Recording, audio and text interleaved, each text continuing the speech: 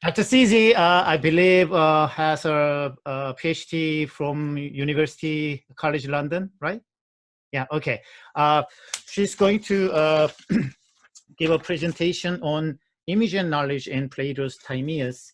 And there's a paper here. Yeah, okay, thank you. Okay, just first, let me share. Can you guys see my screen? Yes. Oh, okay, great. Okay. Well, the major aim of my paper is to attempt to clarify the relationship of objects, humans' cognitive capacity, and account. So under the framework of Timaeus cosmology. So in Timaeus, Plato has Timaeus present a monological discourse on cosmic creation. In Timaeus cosmology, there is a divine craftsman, the demiurge, performing as causal agent that brought the cosmos into being after a changeless, everlasting model. In this case, the cosmos created as such is of necessity an image, an icon of the eternal model. In his Promeon, right here, Timaeus makes particular specification on the subject of an image and its model in terms of accounts. The accounts we give of things have the same character as the subjects they set forth. So accounts of what is stable and fixed and transparent to understanding are themselves stable and unshifting. On the other hand, accounts we give of that which has been formed to be like that reality, since they are accounts of what is the likeness, are themselves likely and stand in proportion to the previous accounts. In this passage, we can see there is like a three-tier structure with reference to cosmic creation and cosmology, and two kinds of accounts with regards to their subject matters. And first of all, there exists that which is always changeless, and this changeless entity was used as the model of the demiurgic creation. And secondly, it is the cosmos that came into being as an image of that model.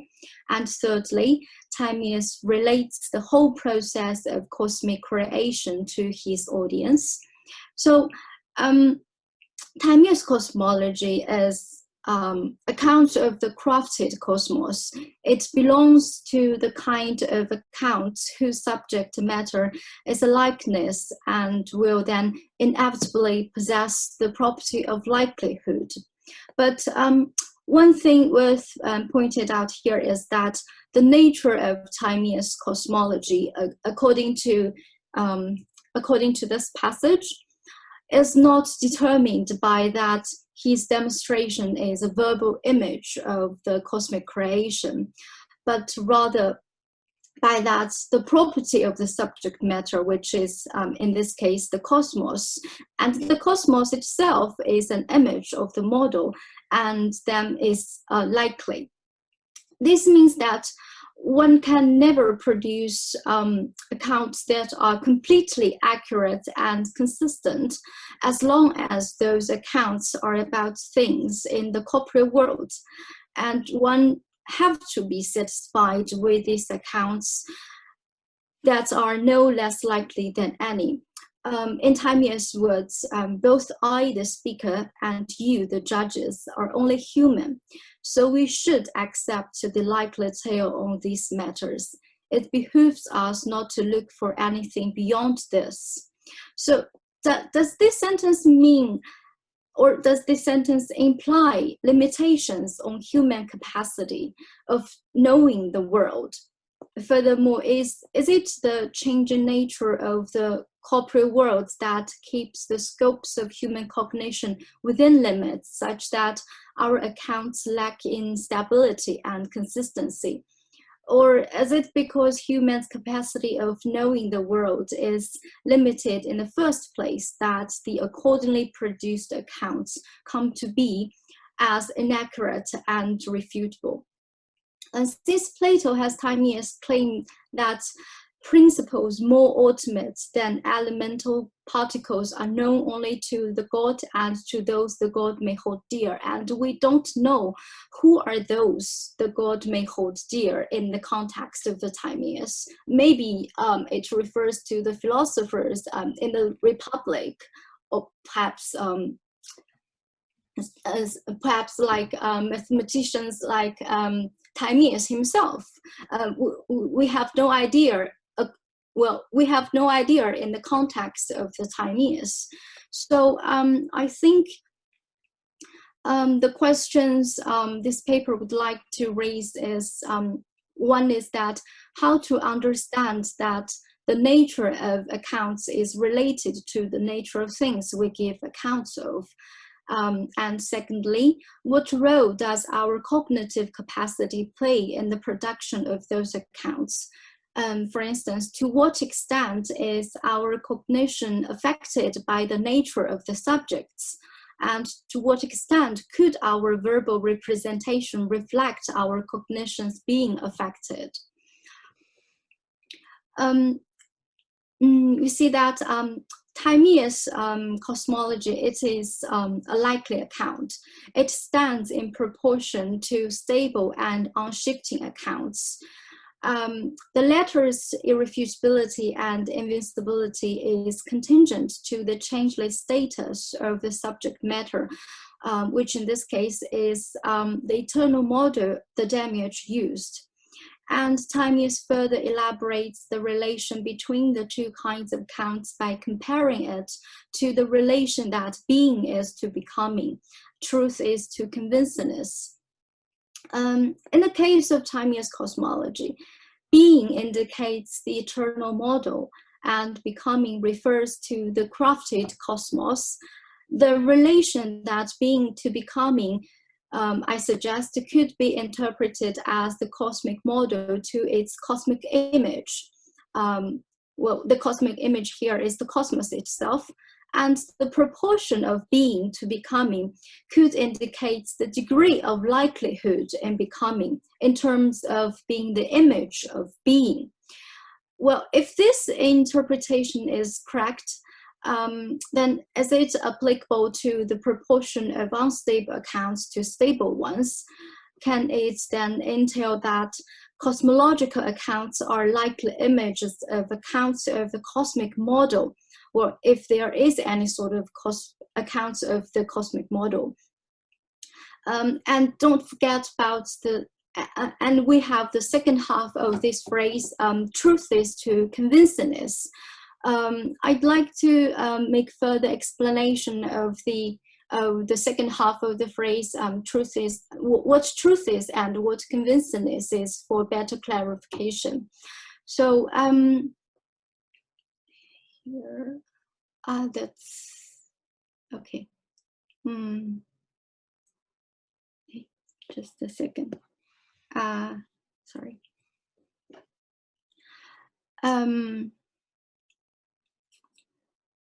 Well, we can take truth, aletheia, for now, as it just refers to accounts that are reasonable and defensible of both the realm of everlasting, unshifting being and things in the changing corporeal world.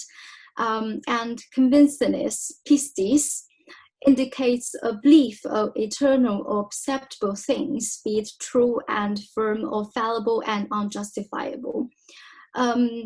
According to Timaeus, according to Timaeus 37a2 to c5, the Greek term of knowledge, episteme, is used and refers to accounts that are concerned with rationale and are yielded by the circle of the same in the immortal soul.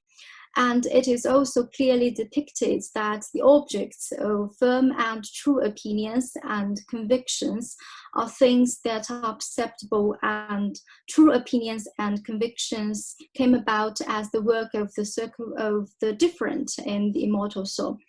The Greek term here for convincedness at 29c3 and convictions here in this passage are the same one, pistis. Well, I use different English translation only for clarification. An important thing is that it is incorrect to think that the circle of the same alone yields knowledge, and the circle of different alone brings about true convictions. Rather, according to this passage, the circle of the same and the different work together as an integrated, intelligent soul, so as to cognize things the soul encounters. This applies to things that come to be and to those that are always changeless. So both knowledge and true convincedness are the outcomes of the immortal soul's ideally well functioning. Timaeus here distinguishes the function of the circle of the same from that of the circle of the different only when it comes to their respective outcomes. With reference to our presumption about what truth and convincedness are, we can refer a more precise connotation of truth and convincedness mentioned at 29c3. That is here. Okay, yeah, here. Truth denotes knowledge, and firm and true opinions and convictions, and convincedness consists of both firm and true opinions and convictions, and fallible and unjustifiable one. But we can see overlap here. So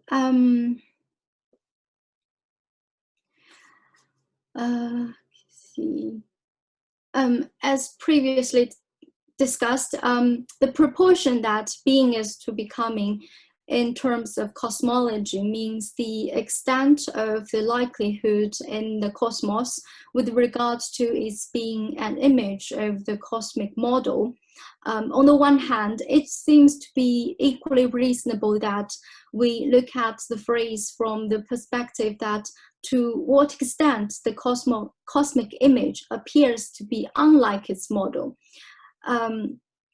At 38.3-5, Timaeus describes the process of the cosmic creation as the process of the demiurges bringing the pre-cosmos into order out of disorder.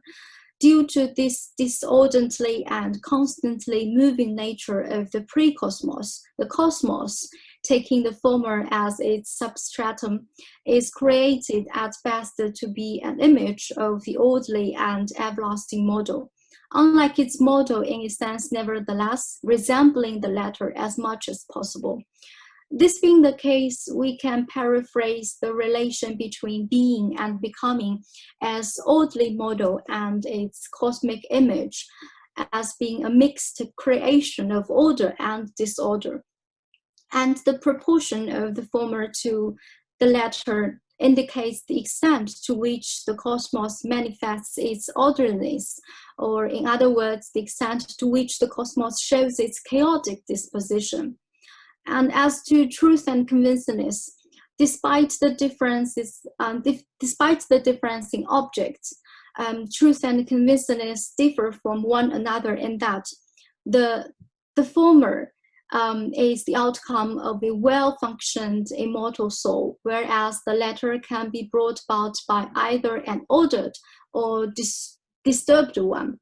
In Timaeus 43a4-44a3, the revolutions of the two circles within the immortal soul were disfigured when embodied. So therefore, the judgment of the circles of the same and the different becomes chaotic. in this case, I think truth and convinceness can be interpreted respectively as accounts made by the orderly immortal soul, and those and accounts made by either the orderly immortal soul or disorderly one. And the proportion that truth is to convinceness can refer to the proportion of accounts made by orderly immortal soul and accounts of various sources, which is, according to our earlier discussion, the overlap between truth and convinceness, which is here, true convictions. So,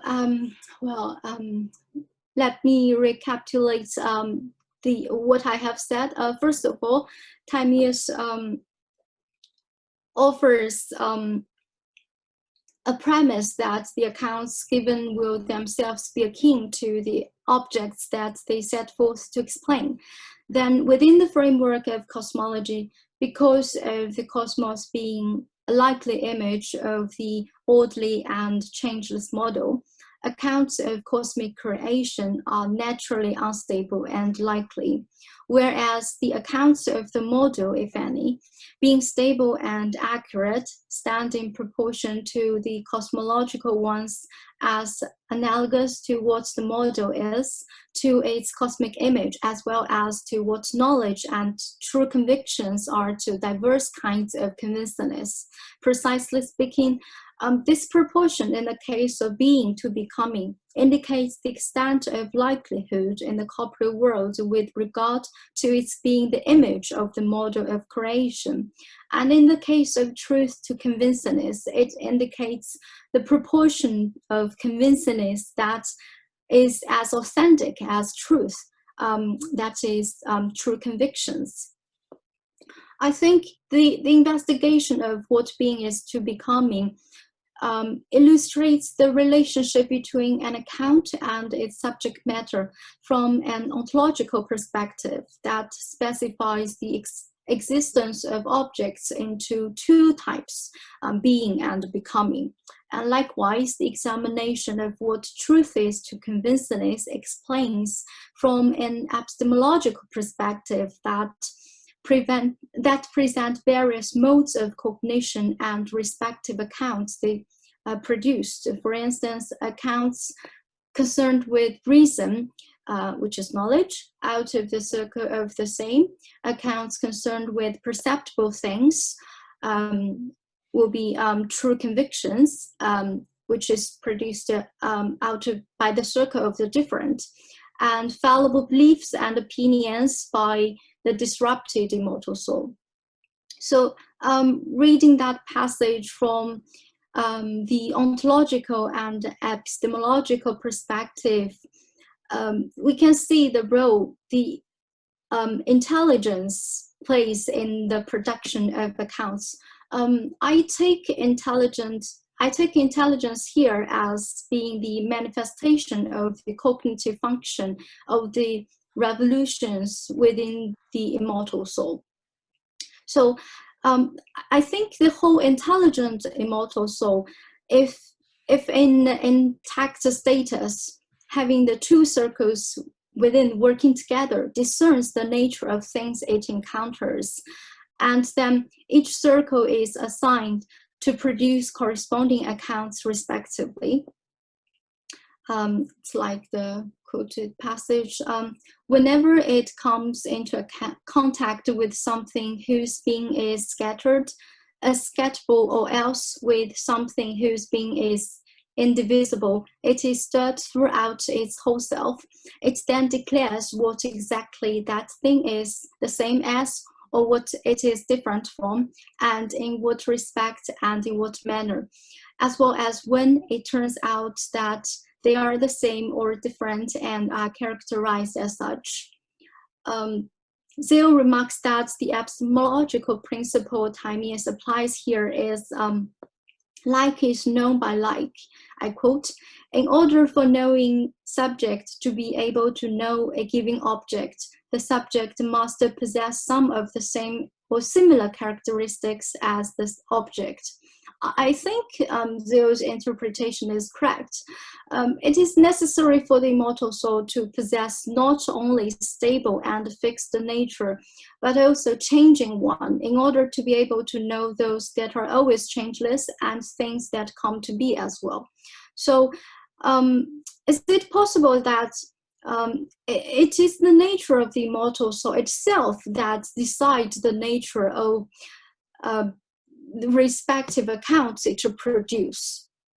Besides, we must bear in mind that the cognitive function of the two revolutions within the immortal soul is presented as that of the cosmic soul. So, which is created to be always perfect and excellent. Therefore, the cognitive capacity, the cosmic soul, is of an ideal status. And moreover, knowledge or true convictions produced by the cosmic soul is without speeches or sounds. Then it is plausible that the premise of the relation between the accounts and the object and its object only applies to human beings. Comparing to the cosmic soul, despite the fact that human soul has its origin in the cosmic one, human soul is of inferior condition and is destined to be disrupted when embodied. In the Timaeus, the revolutions of the two circles within the human soul are utterly disrupted, though not completely undone, and humans thus lack intelligence when first born and will keep in that way for quite some time. Given that like is known by like, it is indeed impossible for a disordered soul to know those are always changeless, let alone produce an account about them. Only when the revolutions within the immortal soul are restored to a certain extent that can the soul be able to know those in the realm of being. However, those who can return to the soul's original condition of excellence are very rare, due to the fact that the two circles within the immortal soul is under constant attack since embodiment. And those whose soul are not restored completely in one life would have to reincarnate and go through all those again for perhaps more than one time. Therefore, it is more common for individuals that their souls become intelligent to a certain extent and remain partially chaotic due to the hindrance of the corporeal body. Moreover, Timaeus says that we have a tendency to be casual and random in our speech, reflecting, no doubt, the whole realm of the casual and random of which we are a part. So as long as humans are a part of the cosmos, their chaotic nature is inevitable, no matter psychologically or bodily. Then it is possible that when it comes to things come to be, the inaccuracy and inconsistency of the accounts we produce is of necessity subject to the insufficiency in our cognitive capacity, as well as the chaotic disposition in our nature. As to those that are always changeless, that is the eternal model. It's interesting that Timaeus does not provide any sort of account of the cosmic model throughout his monologue. So it's very difficult to determine whether knowledge of the cosmic model is beyond human cognition. Even if we can know the eternal model, the texting is unclear to what extent should the soul restore its revolutions of the two circle can to be able to know entities in the realm of being. Okay, I'd like to raise a question about the nature of Timaeus cosmology for conclusion. At first glance, Timaeus cosmology, as I have said earlier, focuses on the creation of the cosmos, which is a likely image, and so the cosmology turns out to be a likely account. This suggests and supported by Timaeus onwards. However, looking at the content of Timaeus' monologue more carefully, it is obvious that his cosmology contains not only corporeal things, but entities beyond the corporeal realm, such as the demiurge and pre-cosmic existence, the receptacle. Then, since the ontological status of the demiurge and the receptacle is debatable, it seems to be impossible to determine the nature of Timaeus' cosmology as whole. Then how do we understand that Timaeus' cosmology is a likely account with regard to the ontological status of its objects? That's my presentation. Thank you very much for listening. Thank you, Dr. Jie, for the wonderful presentation. Do you have questions? How do I stop sharing the screen? Yes.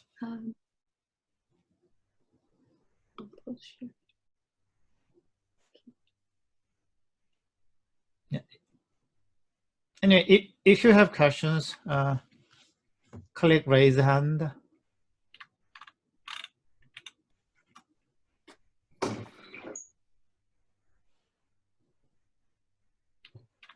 Anybody?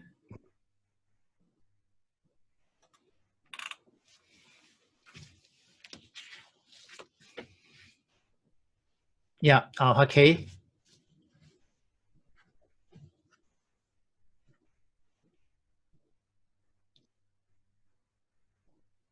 You have to unmute yourself.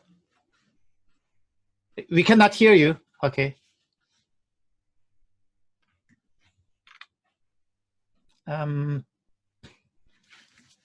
Press unmute on the left side, down on the left side. Yeah. Okay, I found it. Thank you. Thank you, Jishi. And it's great to see you here. Yeah. I have a question about when you said the question whether we can find the accounts for being. And I am wondering whether it will be just to go beyond logos, go beyond to any accounts. And that's the first question. Because I suppose any kinds of accounts are a kind of linguistic expression. And I mean, logos itself may be a kind of image itself and not as accurate and stable as you expect. Yeah. And another question is, in your paper, I found a term you write, you say, the whole intelligent, immortal soul. And I am not very clear about what do you mean by the whole intelligent, immortal soul. We might think, sometimes we will say the whole soul, which includes some other parts inside the soul. When you say the whole intelligent, immortal soul, what do you mean? Thank you. Thank you for your questions. The first question, I think it's a bit later contradictory in the text itself, because in the passage I quoted, Timaeus is very clear that there are accounts about what is things. I can't see. There are accounts of that which is always changeless, and it is also clear that in the text of the Timaeus, that which is changeless means means being, and well, maybe we can further say that it means forms. So it is clear that there must be logos of those entities of forms, but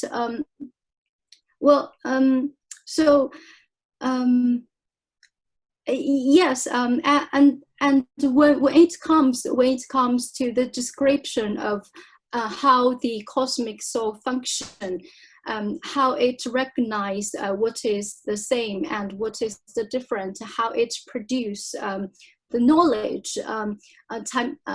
He says that, can I share my screen again? He says that it is without utterance or speeches.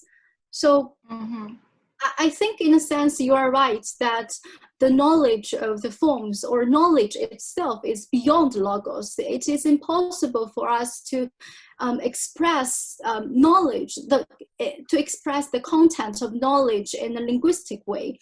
But on the other hand, that the passage is also very clear that there is logos of that which is changeless. So I think I think it is possible that when there's logos in another sense rather than in the sense of linguistic impression. I think maybe logos not in well, logos is logos. I mean, maybe we can understand it in a human perspective. Because when I was reread my own writing, I was thinking that well, whether knowledge is whether it's possible for a human being to acquire any sort of knowledge in a very strict sense.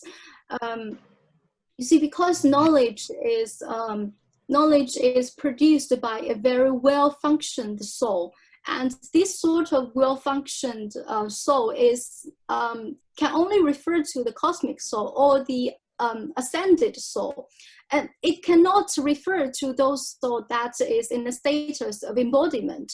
So I think in a strict sense, knowledge is not something that human being can produce. So if in this sense, I don't think there is a sort of logos of being in a human sense, but if we understand knowledge not in that strict sense, maybe we can say that, well, we can produce a kind of knowledge that is as approximate as the sort of knowledge we want to acquire as much as possible. Maybe we can understand it in that way. Is it helpful? Is that answer your question? Yeah. And as to the second question, the whole intelligent immortal soul, I'm not saying that well, because the context is that I was saying that knowledge is declared by the circle of the same, and opinions or convictions are declared by the circle of the different. So that's why I say that working together as a whole immortal intelligent soul will have truth. That's why I use the term the whole intelligent immortal soul. Yeah.